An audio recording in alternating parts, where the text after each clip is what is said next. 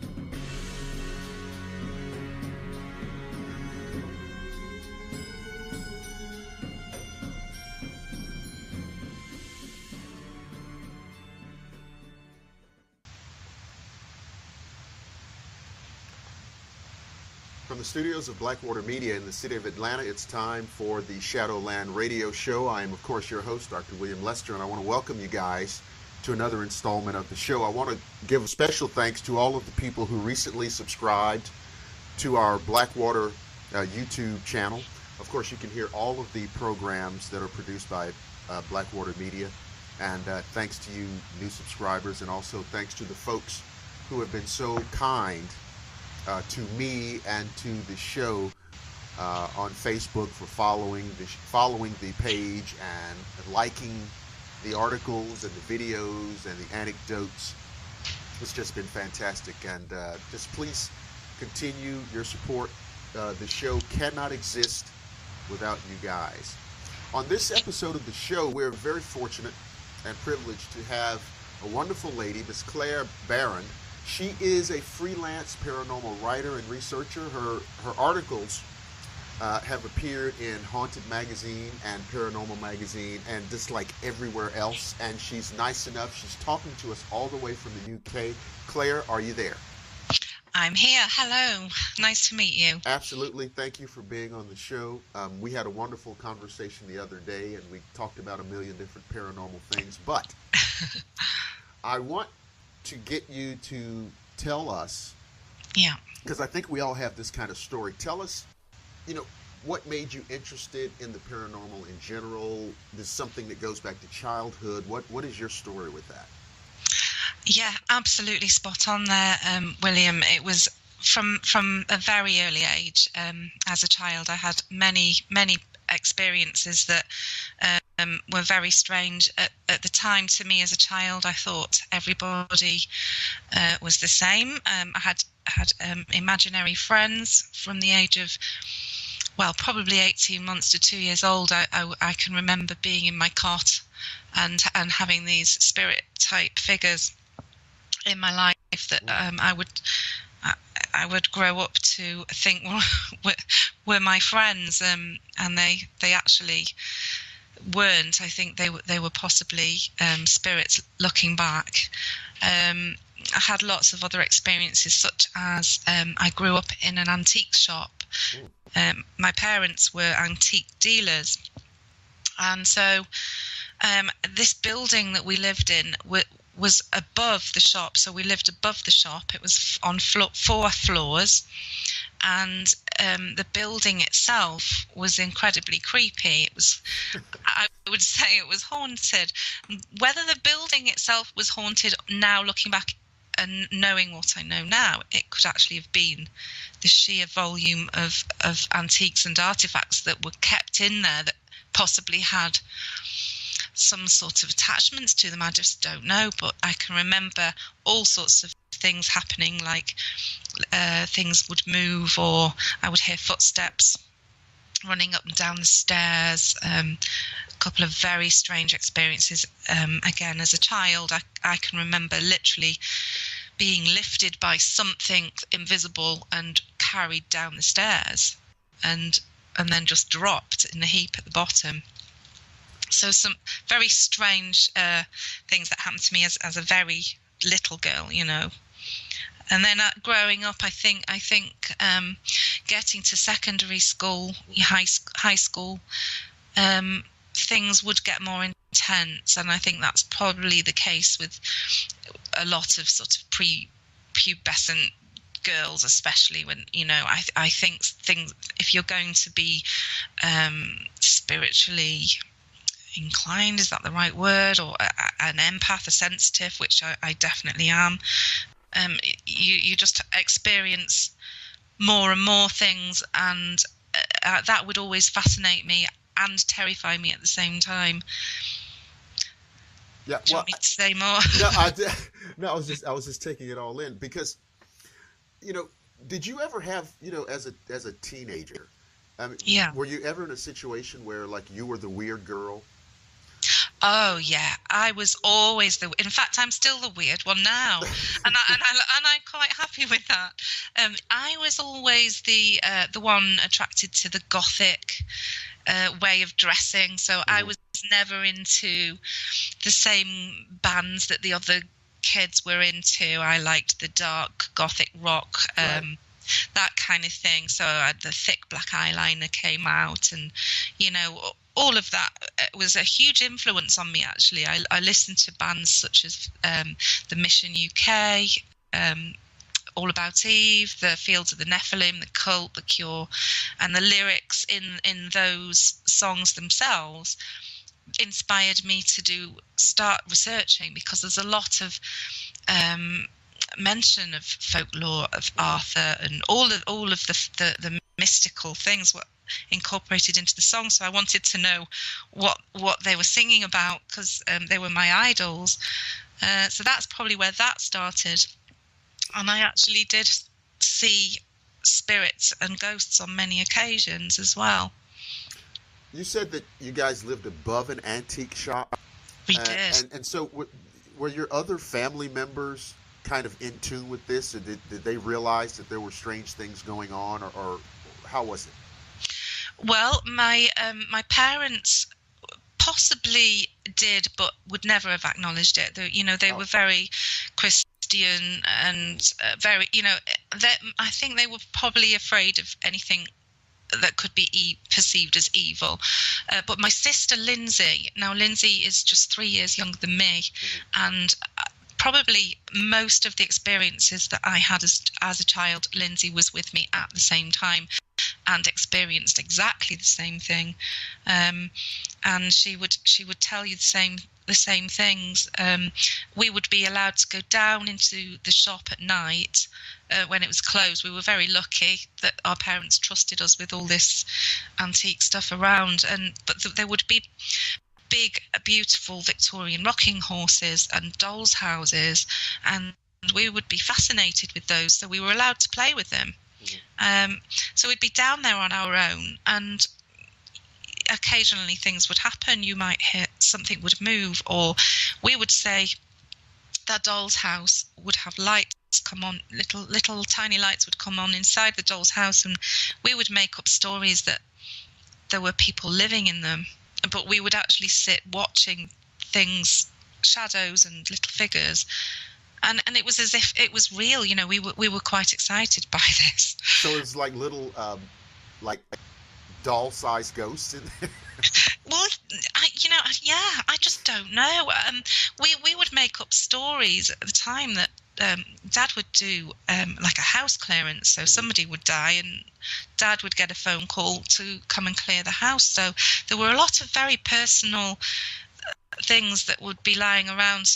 There were other rooms apart from the main shop, and so there'd be things that, a lot of it, to be honest, was rubbish, and it would just have to go off to the tip. But we were allowed to have things like, there would be photographs, letters, maybe things like that, and we would prop these little photographs up in the doll's house and pretend those were the people living in the dolls' houses. So I'm starting to think I could actually write a horror movie from this experience, because we used to think, almost make up stories that the old lady, for example, that we had all her stuff in the in the back room, and we'd played with it all day long and practically imagined she was there. And then it would feel like she was, and I think we were picking up on the energies. So that's the only way I can describe it. It does sound very far out. So you can see why people probably did think I was the weird girl. kid. Yes. Yeah. Well, you know, it is. I had similar experiences, but I just remember kind of not caring. Yeah. Because I kind of felt like, this is something all of my own. So if people think it's weird, it's just because I know stuff that they don't. Yeah. And what have you. Now, let's open up a little bit, because the UK, and again, I said this in our earlier conversation. Relatively speaking, it's a small country. It's an island nation. Yeah. But when you look at the multitude of these phenomena, of these manifestations that are associated and attributed to Great Britain, it's almost like a paranormal terrarium. Yes. And you could just observe all of this weirdness and this strangeness. And I know one of the things that you have written about is the fairy legends and what have you. So can you talk about that, because I find that fascinating? Yeah, absolutely. Well, where I live is in a place called Abergavenny, which is in South Wales. Mm-hmm. So it's it's on Great Britain, but we are like a little Celtic nation stuck on the side of England, and a lot of our folklore is very similar to the folklore of Ireland as well, and Scotland. And there are a lot of legends and stories about the fae, goblins and all sorts of mythological type creatures. But going back in history, people, particularly in the area that I live in, really did believe very, very strongly in fairies. They did become fashionable in Victorian times, and now not so much. It's more, there's almost a fashion really as to what paranormal phenomena is allowed to be called and what isn't. Right. And nowadays you would think people do look at you if you're slightly mad if you say, actually, yes, I do believe in fairies. They do exist. Isn't it funny though? What you just said there is so true. Isn't it strange that like you can say, no, fairies aren't real, but these other things are. Exactly. Exactly. Yeah. And when you look at if you were to research deeper into the fairy type of characters that you will read about, they're very similar to a lot of other folklore type creatures that are seen all around the world. We in Wales we have the pucker, which are like a Celtic spirit, goblin-like creature, and we actually live in an area called Clydach Gorge, and we have somewhere called Puck's Valley, which is where it is said that Shakespeare had written A Midsummer Night's Dream in that area.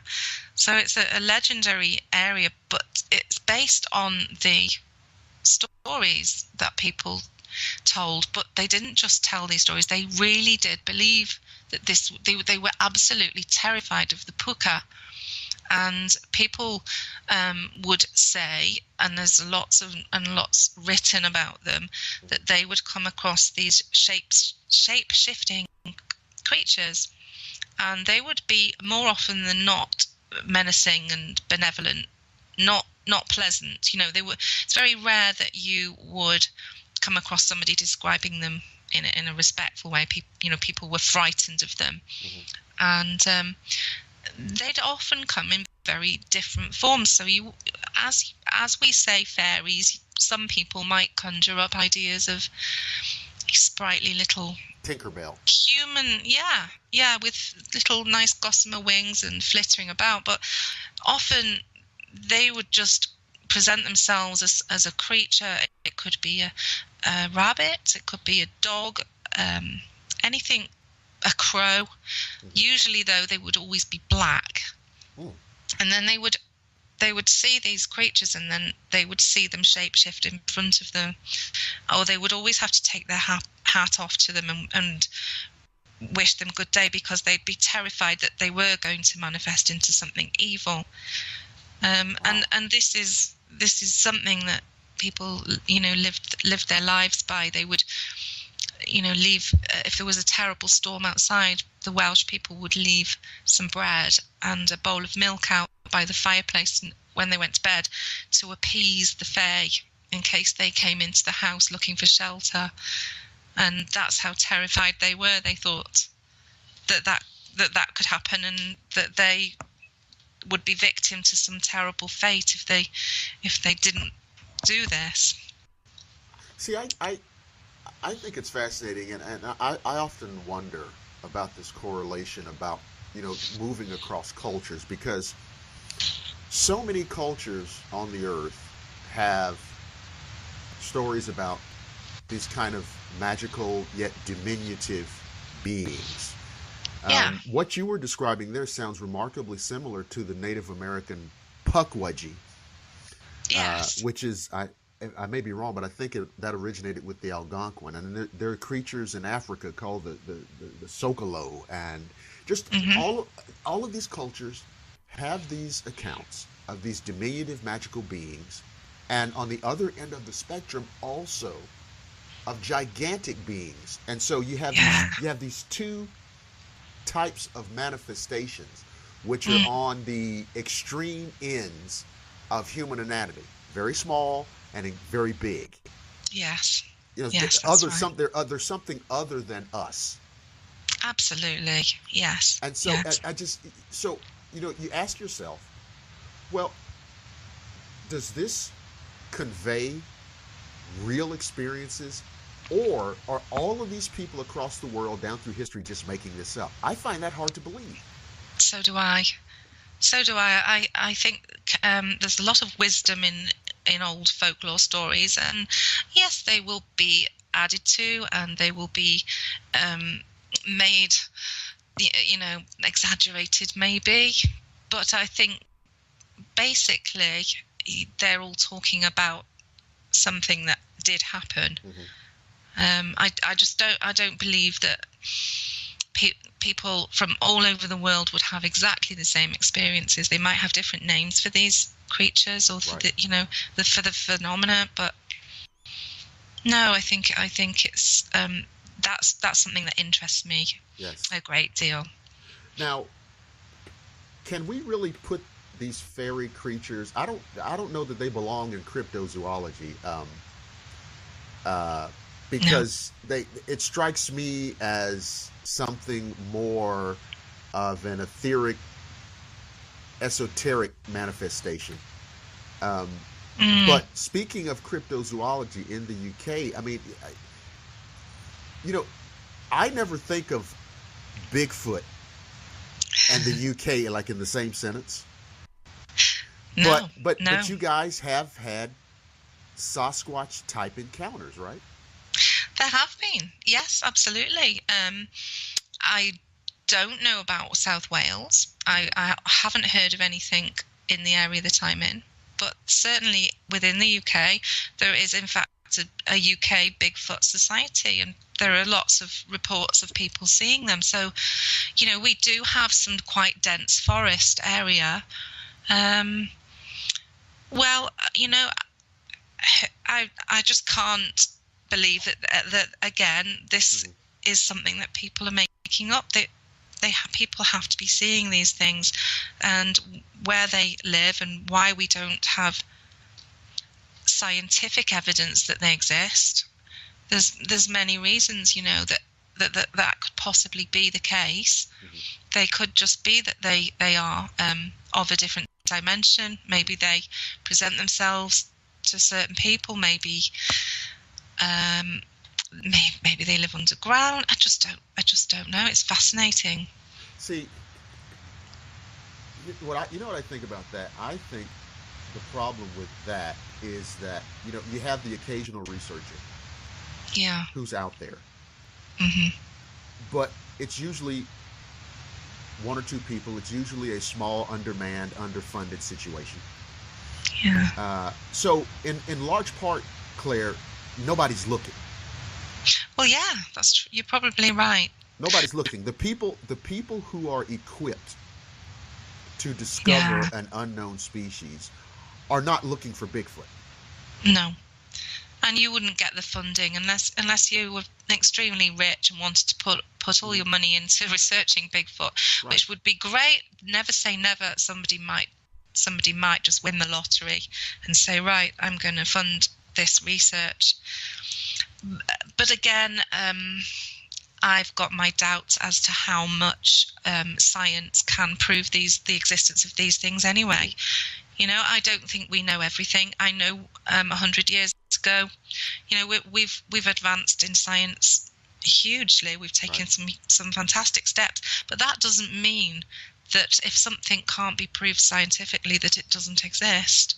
I don't think we have the capacity to prove it scientifically at this moment in time. I think, and I know if I misquote this, I'll get like 700 emails, but I'm going to try it. But there's a line in the novel Dracula when Van Helsing is talking to some other people, and he says, "Don't you realize that there are things not proven and yet are true?" Yeah. And of course, that's a great line of logic dropped into a made up story, right? Yeah. But I do find that it is true. I mean, and so the things we've proven, we've already proven. So just because something is not yet proven and exists in theory or theoretically, or people are speculating, doesn't mean that it isn't real. Exactly. And this is one of the reasons that I think a lot of equipment that paranormal researchers use, it's great fun to try. It's fantastic. I've spent many hours sat up looking at melmeters and various different gadgets, and I think, to be honest, we're missing, by staring at things with flashing lights, we're actually missing the real phenomena, which could be happening right in front of you. They could be standing in front of you doing a belly dance and you wouldn't notice them. Right. I think we should ditch the gadgets and go back to our senses. Well, one of the most interesting topics to me, I like to look at paranormal research that was going on before they were calling it paranormal research. They called it like psychical research. And if you look at what they were doing in the age where, maybe somebody had a tape recorder, or maybe somebody had 35 millimeter camera, but it was all, whatever equipment they had, it was analog. Yeah. And it was very bare bones. The researchers relied a lot on their instincts. You'll read a lot about researchers talking about the hair standing up on the back of their necks, and all of these type of very human reactions, which is why we have them. Yeah. And it's such a far cry from where we are today, because of course we're predisposed to access our technology. Yes. Right? Yes. And of course that evolves into, I think, an over-reliance on it. And gadgets are man-made, so they're imperfect. Yeah. Right? And just because you get an unusual fluctuation, yeah, maybe it's the air conditioning, or Well, yeah. So, and of course, and I want to get your take on this. A lot of these gizmos that you see these people using, it looks really good on TV. Yeah. And I think a lot of it's that, right? You got a guy on TV and it's like it looks like the Bat Cave. Yeah. And everything's it's so flashing. cool, isn't Right, it's it? cool. Yeah. Yeah. I agree. I think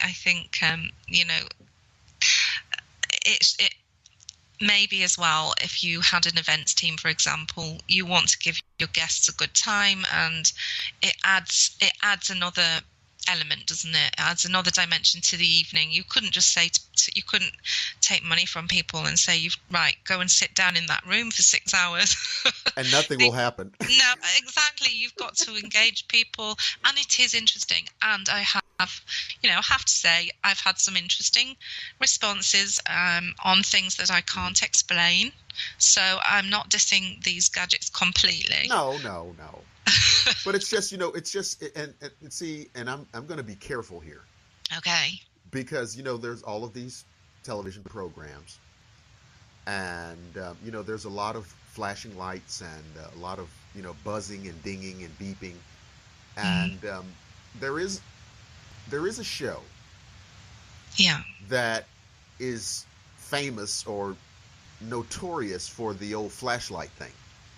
Right. If there's a spirit here, turn on the flashlight. Yes. And I mean, it is, it's great TV and it's amusing. Mm-hmm. But there are people watching these shows, and I don't want people to get the wrong impression about what happens, because on most paranormal investigations, it's like 95% nothing. Yes, absolutely. Yeah. I think some of the paranormal shows, what they probably don't tell you is that they've been on location for 2 or 3 days. Yeah. The best ones, like Ghost Hunters International, the old ones, they would be there for 2 or 3 days. Yeah. And then you would get the activity condensed into 45 minutes with advert breaks. So, you're going to be very disappointed if you think you're going to get activity on every investigation. And, I've been on more investigations with no activity. So when it does kick off, it's brilliant, because you're not not really expecting it. And you ever notice, yes, you just said it, you ever notice when it happens, you're totally caught off guard? Yes. Right? And which suggests to me that there are intelligences behind it. Yes, absolutely. Because you're being observed just as you are seeking to observe something. So yeah, it's incredible. Now, I mentioned to you the other day, because I was fascinated by this legend of the Cornish Owl Man. Yes. And I found it fascinating because I thought that somewhat paralleled the Mothman. I was wrong in one respect, in that the sightings of the Cornish Owl Man go back to 1976, which is a decade after the Mothman. Now, maybe there's some correlation there. I don't know, but I don't know. Can you place, where is Cornwall? Okay, so Cornwall is in the south of England. Okay. And it's on a beautiful coast. You've got Devon and Cornwall, and it's just absolutely idyllic. It's a beautiful seaside town, so it's very popular with tourists and holidaymakers, and a lot of people just go there for their holidays.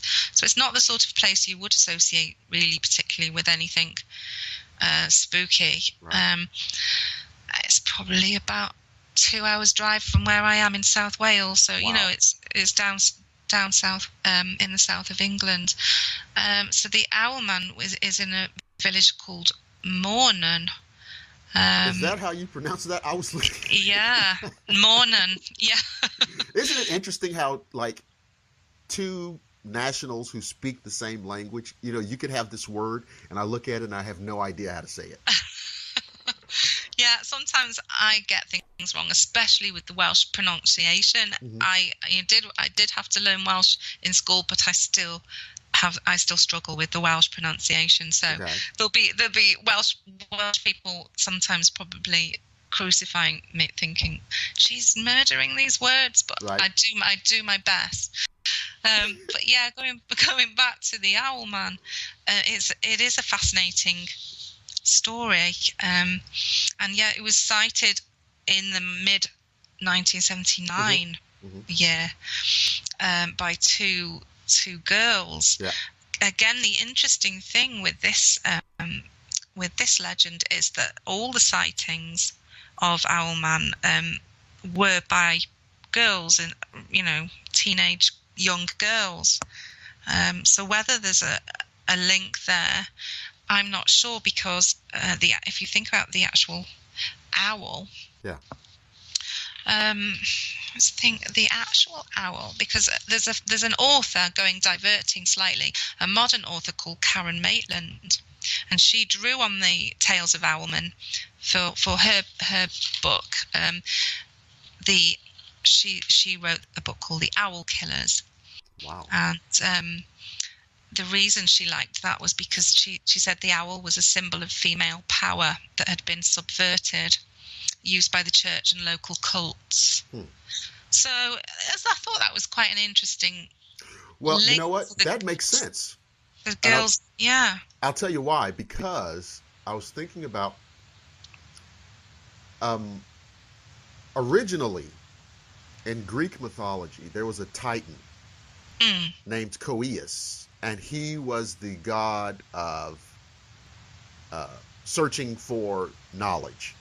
Yeah. And his mascot was an owl. Now, when the Titans were overthrown by the Olympians, those virtues were adopted by Athena.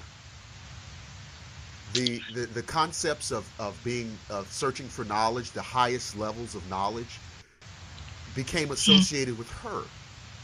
And from that point on, you would find Athena with an owl mascot.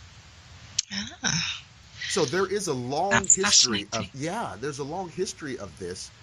And I wonder if there's some corollary there with the females. Of course, Athena, the female,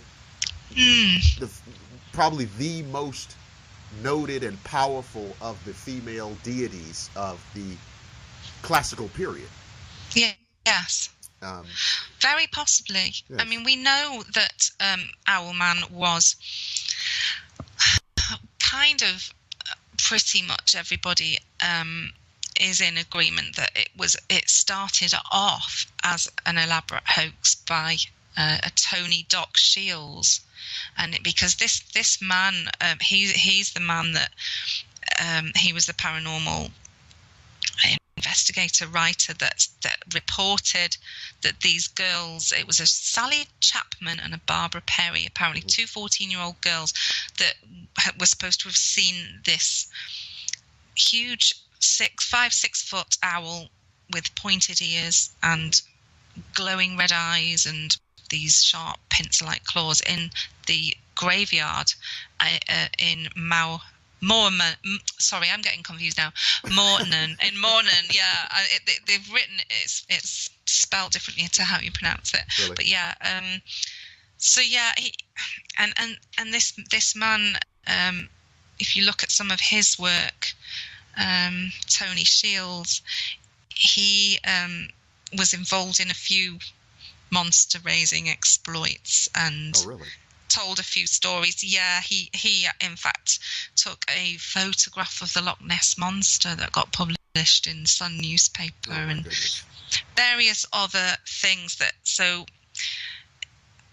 Something that I was interested in, that there's another investigator called Jonathan Downs, and he wrote The Owl Man and Others, and he actually interviewed Tony Shields, and he said, well, he didn't so much admit it that he'd hoaxed it, but his opinion is that he was as shocked as the rest of the world, or he was as shocked as everybody when more and more sightings were seen of Owlman after his initial story.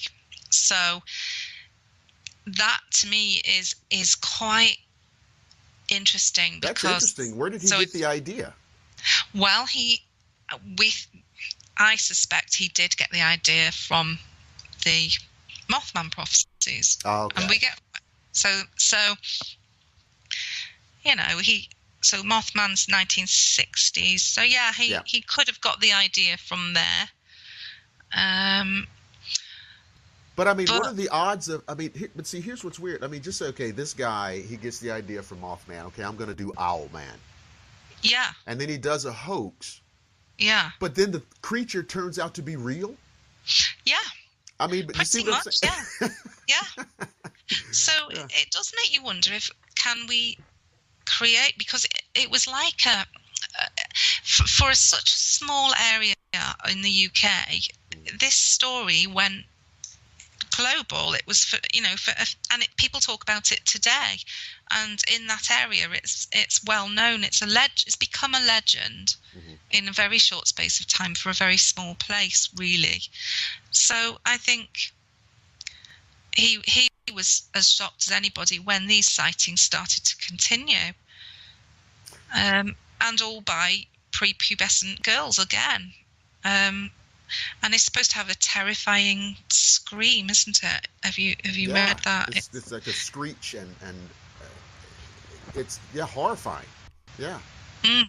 I wonder.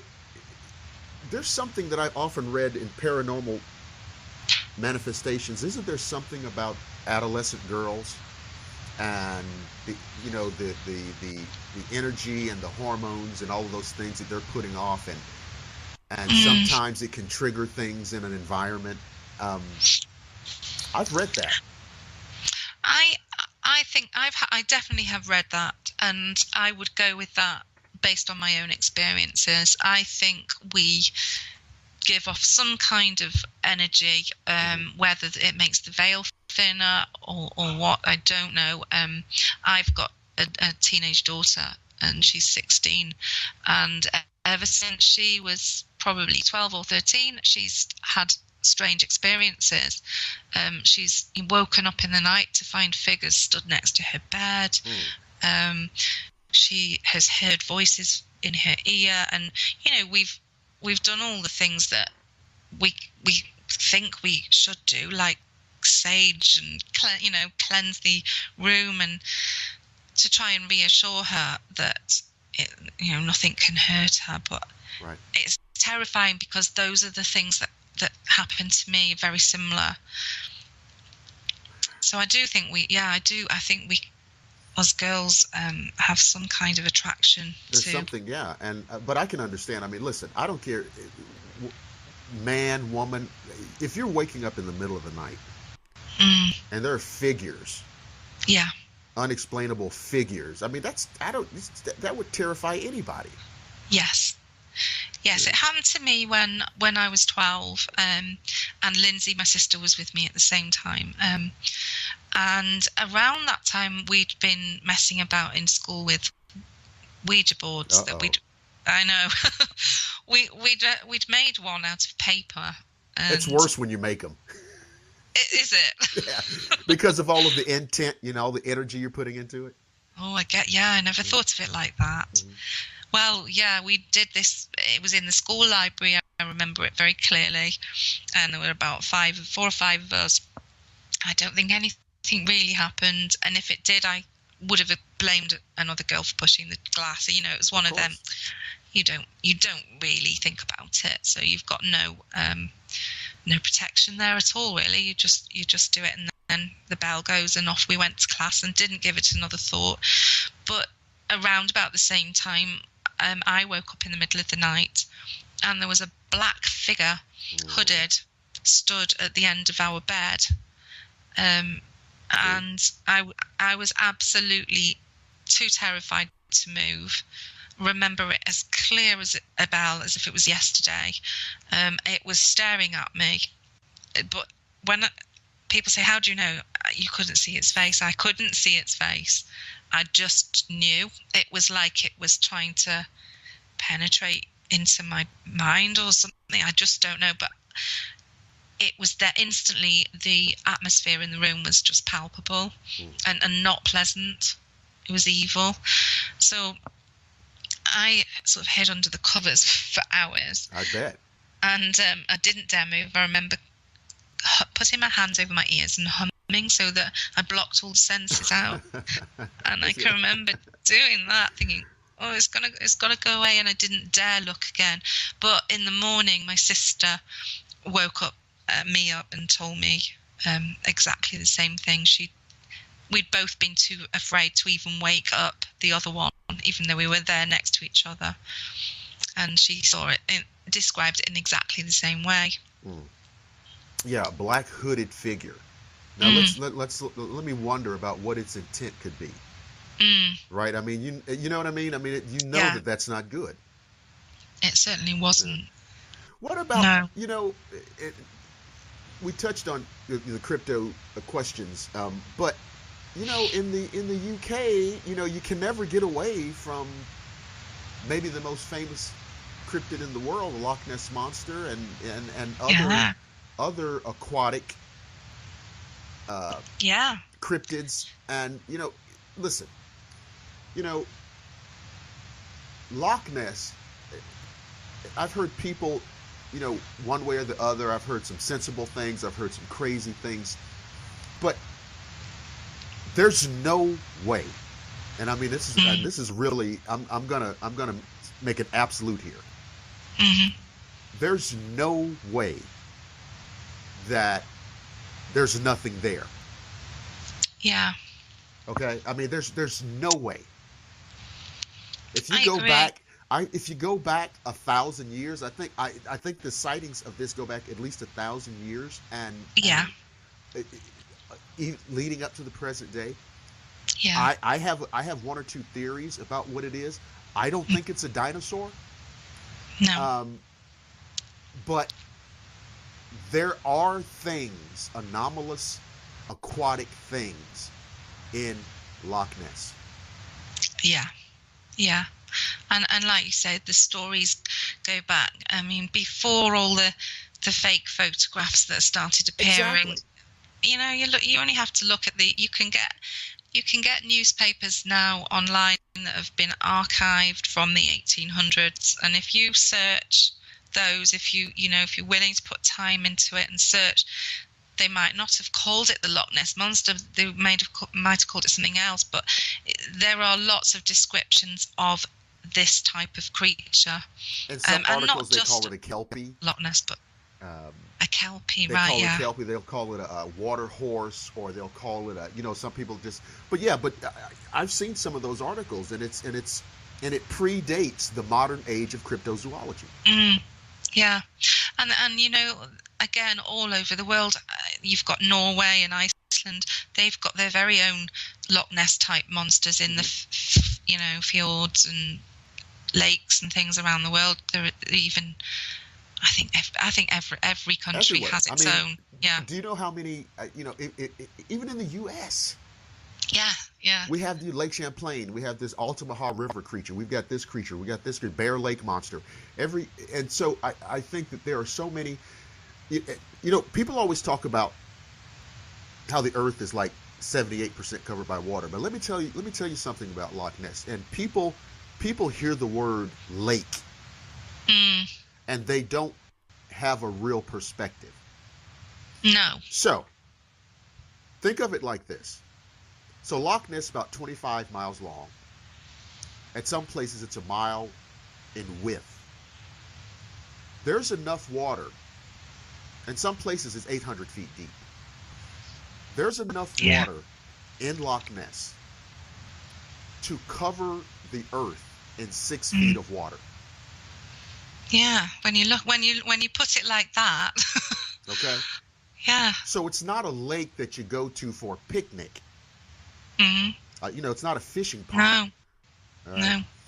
It's an immense body of water that's incalculably deep, labyrinthine bottom in some places.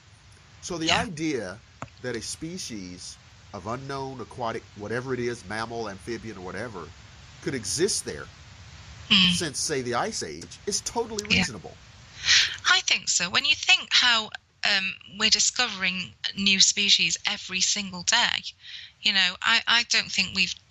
There's some crazy figure that I heard recently at a Welsh paracon, and it was something I can't quote I won't be able to do it justice, but we have not discovered even 80%, I would say, of the species that are on this planet yet. Oh, no.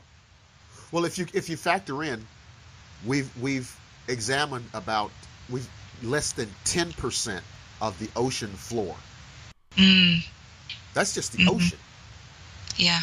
Okay, and of course the ocean is the majority of the planet's surface. Yes. So the percentage of what we know is growing, but it's still so small. Yes. We know more about Mars than the bottom of the ocean. Yeah.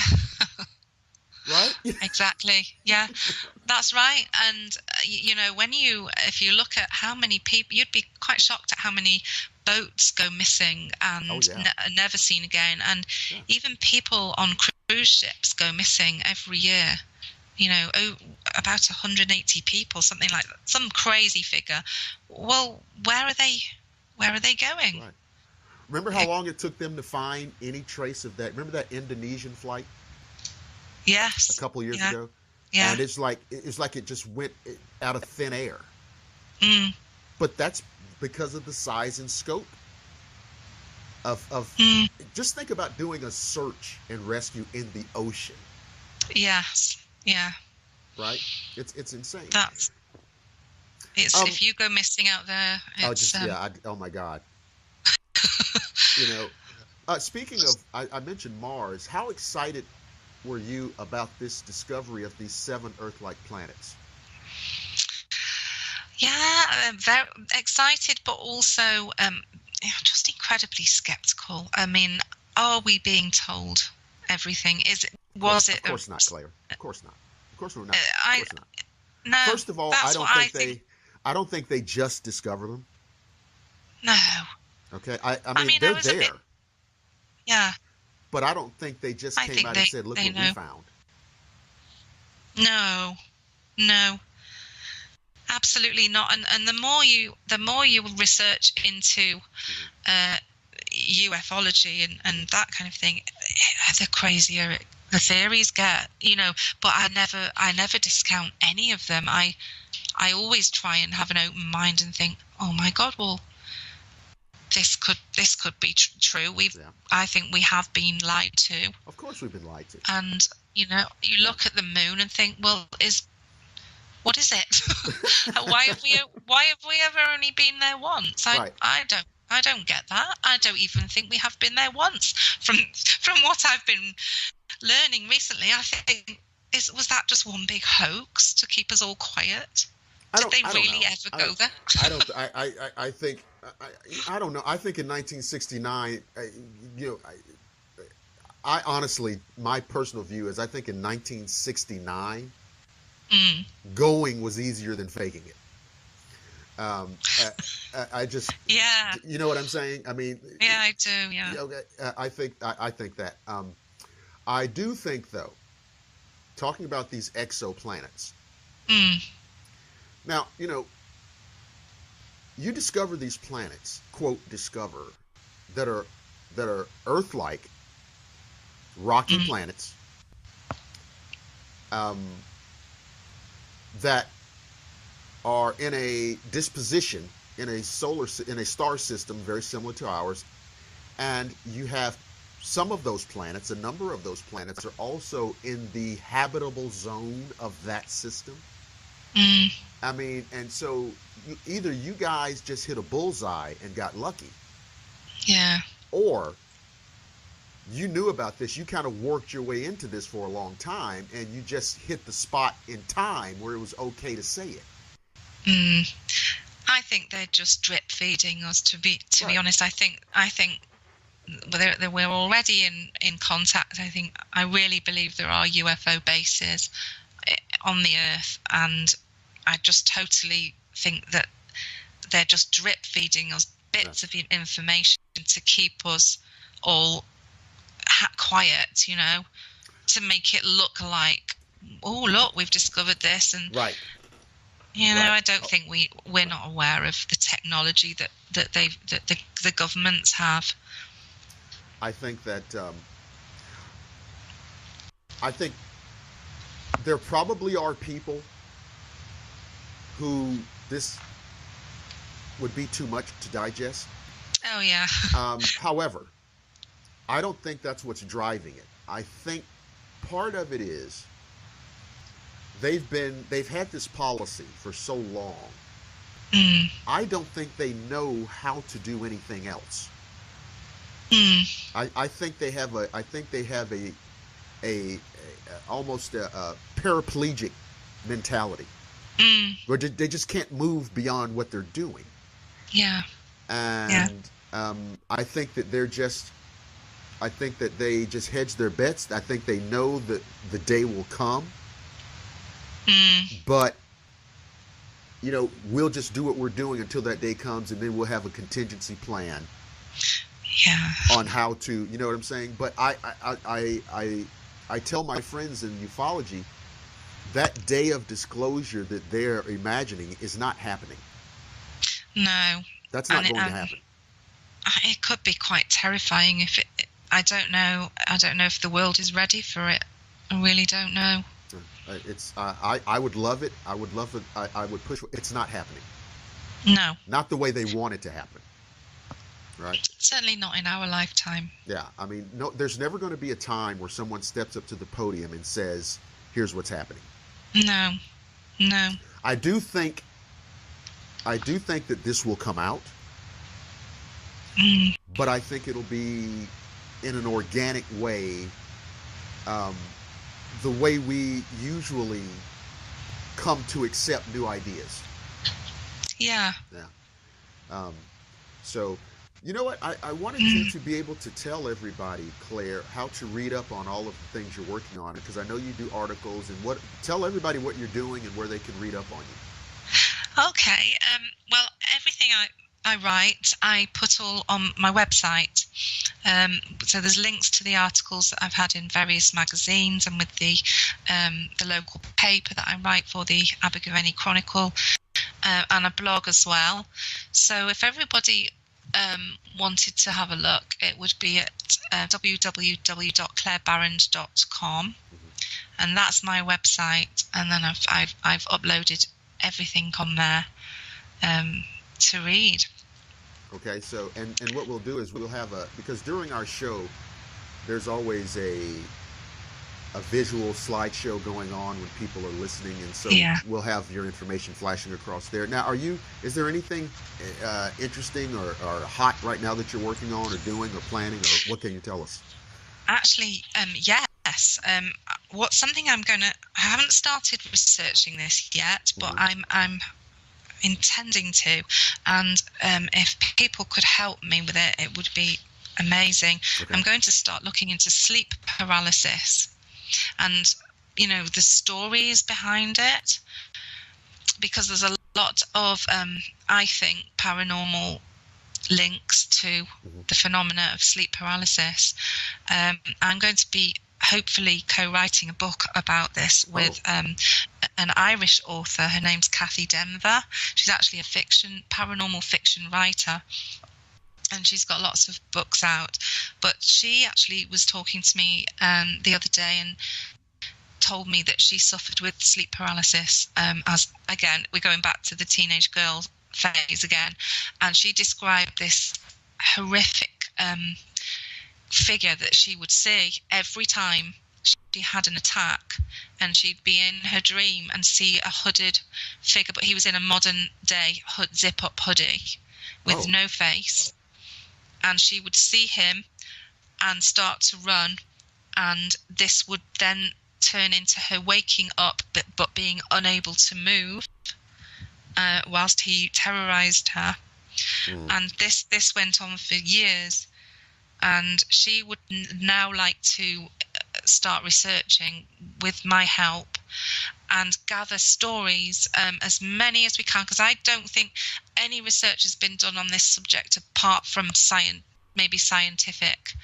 We'll be looking at it from a different angle. I'd like to know who people see during these attacks, what happens, describe what happens, and let's see if we can get some correlations, maybe some links. but we have got an email address, if I might. Yes, absolutely. Read that out. And if anybody has any stories, please write to Kathy or me. And it's mythloreandlegends@gmail.com. mythloreandlegends@gmail.com. Yes, that's absolutely. right. And your personal site is clairebarrand.com, right? That's right. And I'm on Twitter as well. It's @Ms. Claire Barrand. Mm-hmm. So again, that's just another way people can message me if they had any stories that they wanted to tell me. Oh my God, absolutely. So that's going to be fascinating. So Claire, what I want you to do is I want you to hold the line while I close out the show, because I want to talk to you just briefly after we're off the air. Okay, so I will. Yeah, absolutely. So ladies and gentlemen, you know, we've been so lucky. It's been a fantastic show. Miss Claire Barrand, again, freelance paranormal writer, researcher, and it's with excellent commentary, made for a great show. I want to thank her for being our guest. We're going to try to have this show out possibly tonight, certainly for tomorrow, Saturday, which will be March the 25th. So we'll be able to enjoy it. You guys will be able to enjoy it all weekend. I want to remind you guys that you can listen to this and all of the programs produced by Blackwater Media on the Blackwater Media YouTube channel. Of course, you can hear Pen and Ink. You can hear the Historian's Almanac. You can hear the Nightfall radio show. All of these things will be available to you on demand on the YouTube channel. Also at the Blackwater Media Facebook page, as well as, Pinterest and Google+. So it's all over the place. When you go to the YouTube channel, guys, remember, like, share, and subscribe. I love you guys for listening, and I promise that I will see each and every one of you again on the flip side.